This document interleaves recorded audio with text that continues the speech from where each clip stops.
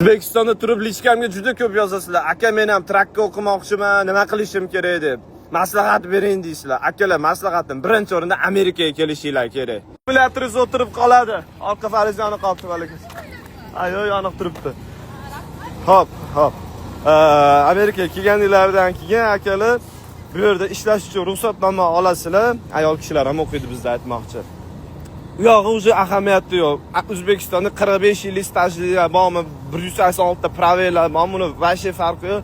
Amerikaga kelasizlar, akalar ishlash uchun ruxsatnomani olib turib, bu yerda 2 haftada trakka pravasini olsanglar bo'ladi o'qib. Bizdaqa 5 yil, 85 yil o'qishinglar shart emas. 2 haftada olsanglar bo'ladi. Ingliz tili bilish shartmi degan savollar ham ko'p tushadi. Akalar ingliz tili bilsanglar yaxshi, bilmasanglar ham olsanglar bo'ladi pravani, lekin ertaga yo'lda yursanglar hech bo'lmasa bazaviy ingliz tilini bilishinglar kerak. Ya'ni salomga ali olishni bilishinglar kerak. Nimaga kerak deyapman? Kerak.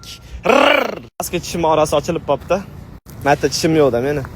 Pravaga qattiq o'qiyman, qattiq olaman deb qiziqishinglar mumkin. Prava olish juda ham oson, sababi akalar bizda Turansizel School bor, imенно shu trakchilar uchun prava beramiz. Tuprgilar uchun qaranglar gapirsam. Bir martalik to'lovi bor 2,5 ming. Shu bilan o'qishni bitirib ketasizlar. Uning ichida birinchi imtihoninglar bor. Undan tashqari boshqa shtatdan kelganlar uchun alohida uy qilib beriladi. Juda ham katta, hamma sharoiti bor. O'zbekistonda ancha shunaqa uylarda yashamaydi.